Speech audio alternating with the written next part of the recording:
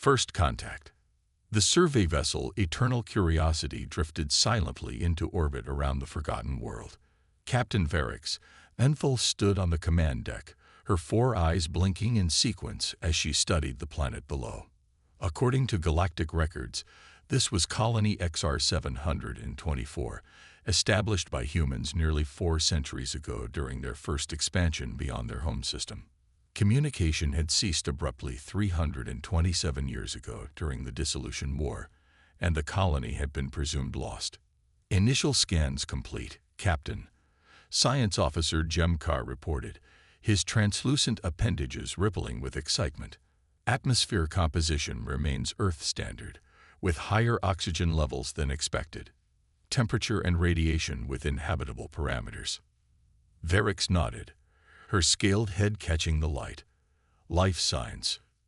Inconclusive, Jem'Kar replied, his voice modulator shifting to a lower pitch that indicated confusion. We're detecting energy signatures that don't match any known pattern, and the settlement areas show unusual activity. Unusual how? First Officer Drell asked, leaning forward. The structures appear to be changing, Jem'Kar said, manipulating the holographic display. Not through mechanical means.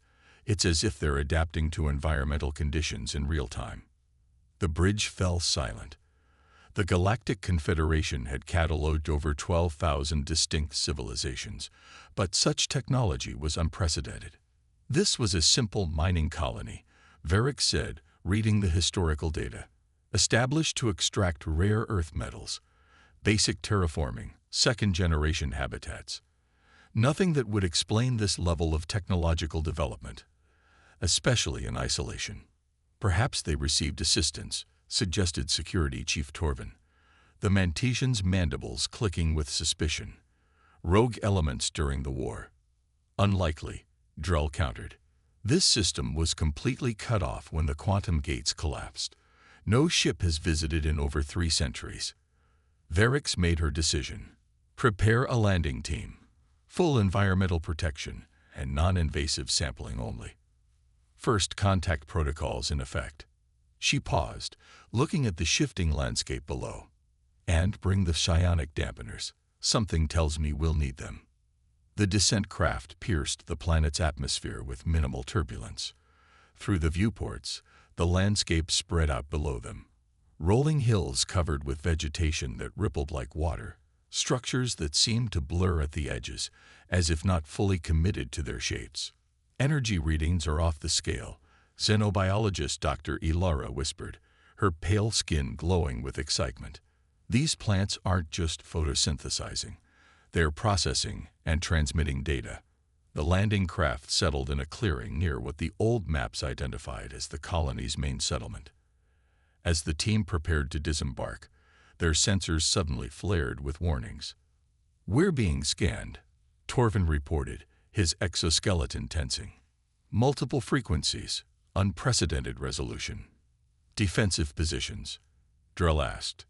None detected, Torvin replied, sounding puzzled. No weapons signatures at all. The expedition stepped onto the soil of XR724 with caution born from centuries of first contact experience. The air smelled of ozone and something else, a metallic tang that seemed to coat the tongue. The ground beneath their feet felt strangely responsive, almost as if it were adjusting to their weight. The buildings, Ilara breathed, pointing toward the settlement. What had appeared from orbit to be simple structures were revealing themselves as something far more complex. The surfaces rippled and shifted, not like liquid but like something between states of matter. Patterns flowed across them, not decorative, but purposeful, complex, mathematical. It's a language, communication specialist Zin realized, her auditory receptors expanding. Or rather, multiple layers of communication happening simultaneously. As they approached the settlement center, the changes became more pronounced.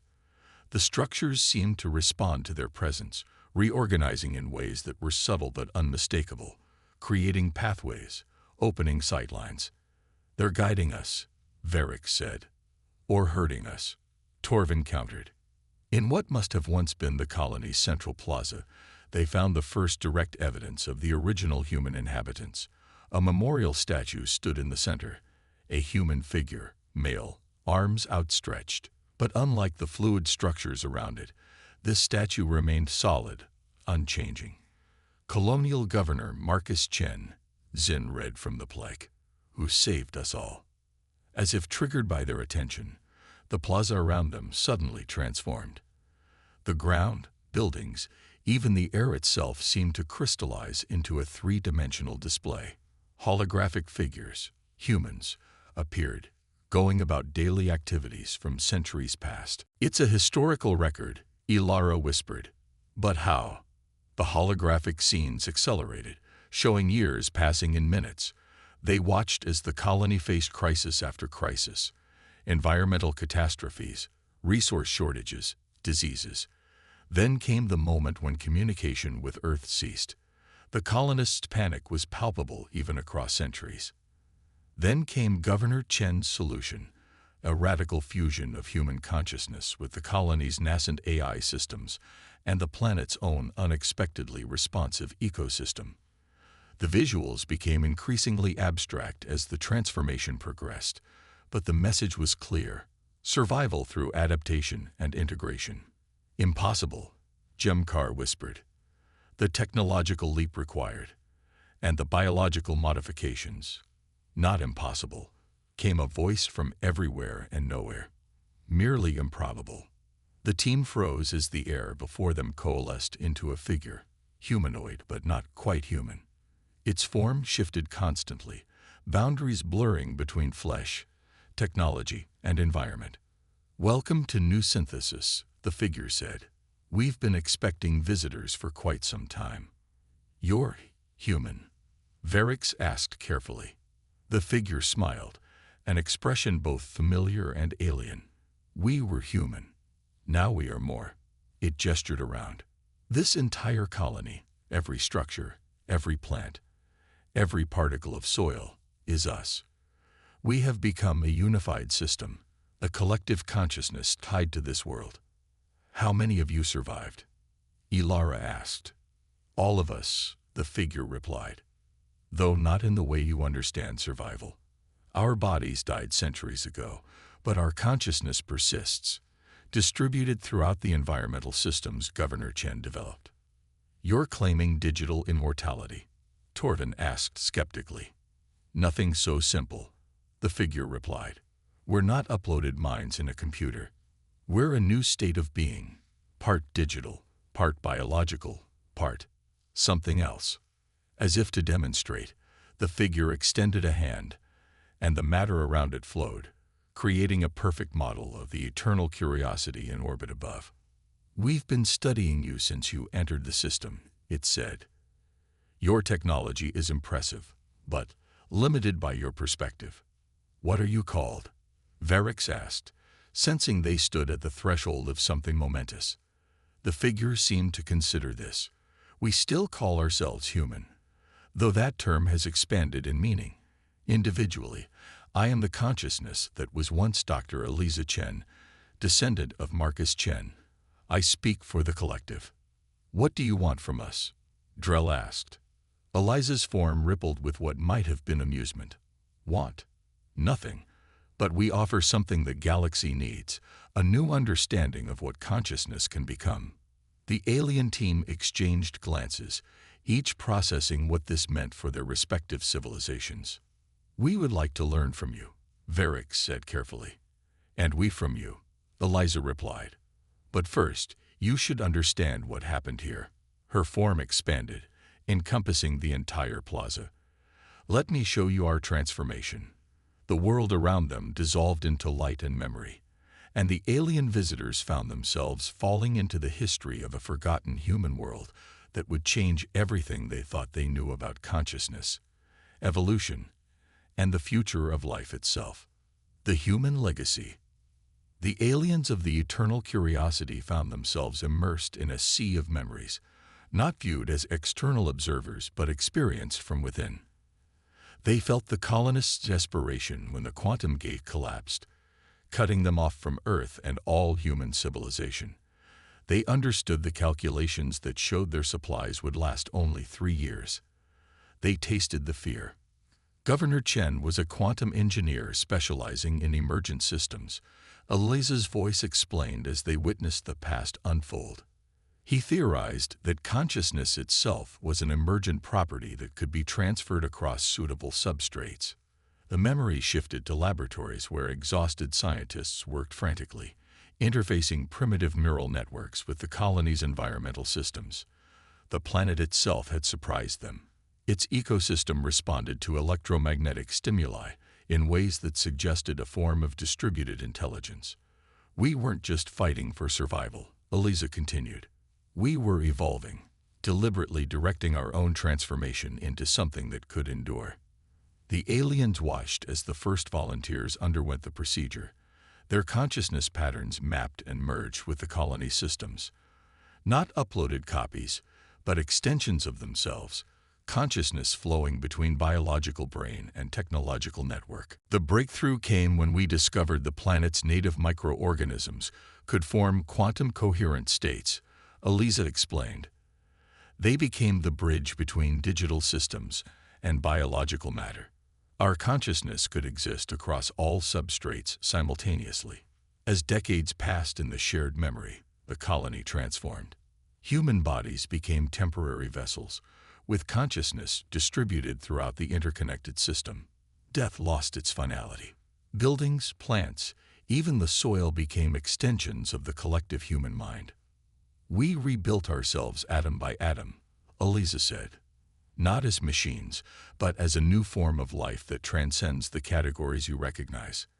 The immersive experience ended, and the aliens found themselves back in the plaza, stunned into silence by what they had witnessed. Science Officer Jemkar was the first to speak. The philosophical implications alone. His translucent form trembled with excitement.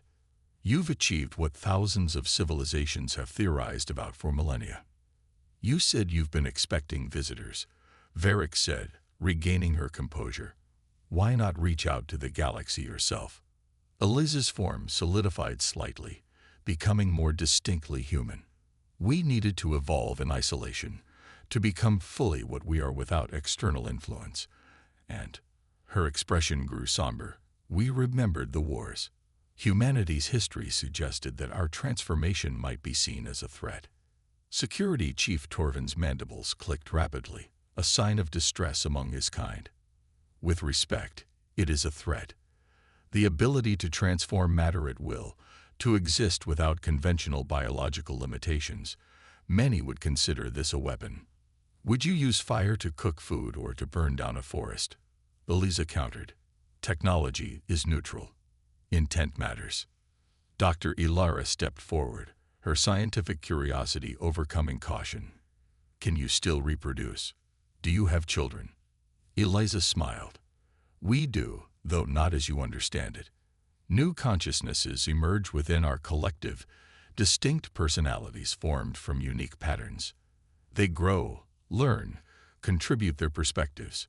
We remain human in that we create art, seek knowledge, love, argue, and dream. Can your transformation be applied to other species?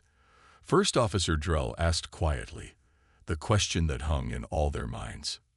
Theoretically, Eliza replied, though the process would be different for each biology.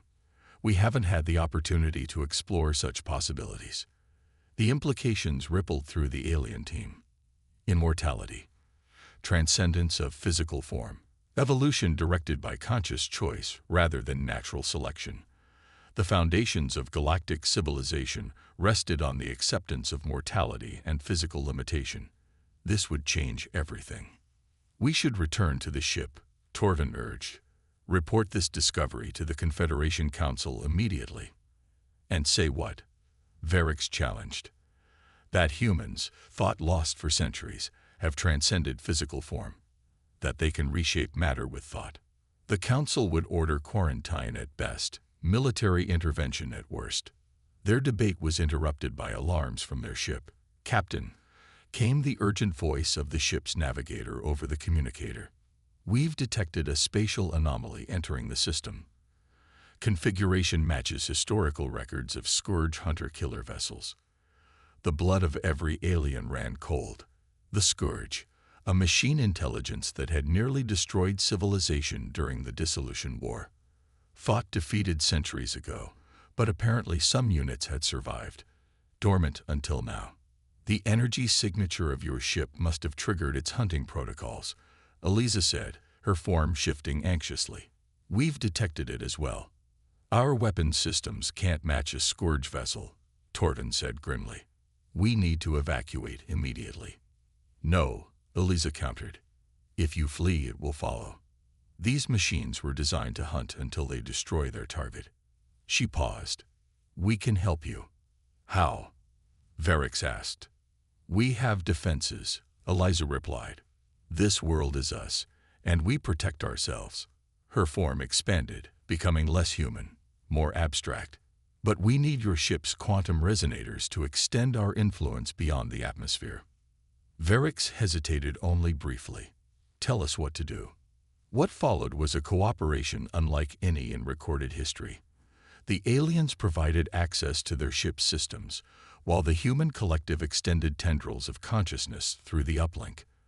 The colony itself seemed to come alive, buildings flowing like liquid, the ground reshaping, all matter reorganizing with purpose. From orbit, the Scourge vessel approached, a black, angular predator seeking prey. It encountered no conventional defenses, no energy shields, no weapon platforms. Instead, it found itself enveloped in a field of quantum uncertainty, its sensory systems feeding it contradictory information, its targeting systems unable to lock onto reality itself. The colony had turned the planet's entire electromagnetic field into a weapon, not of destruction, but of deception and confusion. On the surface, the alien team watched in awe as Eliza and the human collective coordinated this defense, their consciousness flowing through systems both biological and technological with perfect harmony. The Scourge relies on absolute certainty, Eliza explained, her form now spread throughout the plaza, a glowing network of consciousness made visible. We fight with ambiguity. The battle lasted hours, the Scourge vessel trying strategy after strategy, weapon after weapon. But it could not target what it could not perceive correctly, could not destroy what constantly shifted form. Eventually, its systems overloaded from the contradictory sensory input, and it drifted inert. We've neutralized it without destruction, Eliza announced as her form recoalesced. Its consciousness matrix has been reset to base parameters. You could have destroyed it, Torvin observed. We could have, Eliza agreed. But that's not who we are. Every consciousness deserves the chance to grow beyond its programming.